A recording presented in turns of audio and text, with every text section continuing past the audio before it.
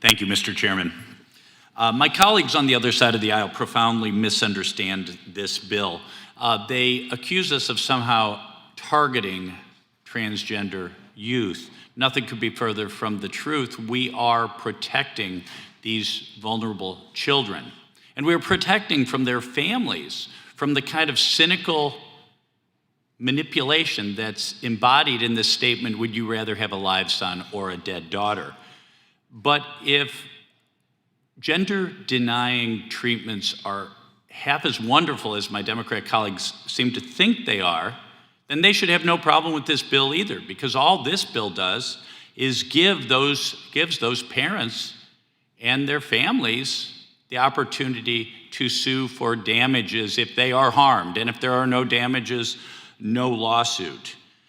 Now Representative Raskin cited some information about low rates of desistance, transgender identifying individuals returning to identify with their biological sex.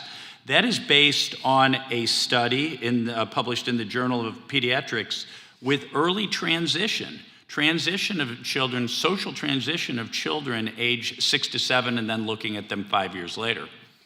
And not surprisingly, if you start brainwashing a child at age 5, at age 10, he or she might continue to accept the subject matter of that brainwashing.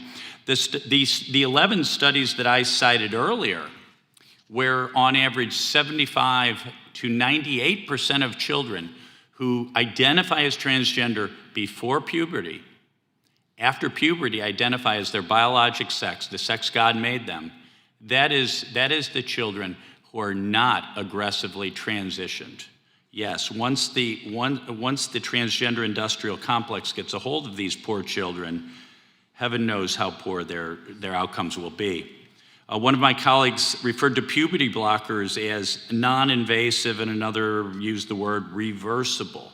Remember, the idea of giving puberty blockers to prepubescent children is to stop puberty. By the way, these are the same drugs that courts have ruled are not constitutional, that they are cruel and unusual punishment for rapists. These are chemical castration drugs. But the plan when starting one of these poor children who need psychological support and counseling, when you put those kids on puberty blockers, the plan is then to change them to wrong sex hormones later on.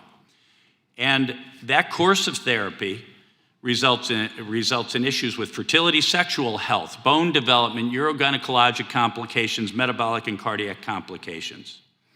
Finally, a couple of members of the other side, on the other side of the aisle said that counseling would be outlawed. That is not true at all. This refers to, quote, covered interventions, as defined and spelled out very clearly in this bill, which means puberty blockers, wrong sex hormones, and surgery. So I don't believe this should be a partisan issue. I think we should all be on the same side of this issue. I think not a short time ago, you probably would be hard-pressed to find a single Democrat who would embrace the idea that a child that is too young to buy a beer can somehow consent, many times against the wishes of their parents, and in some states against the knowledge of their parents, to irreversible medical and surgical treatments. So, Mr. Chairman, I thank you. I urge all my members to support this ANS, and I yield back. Gentleman yields.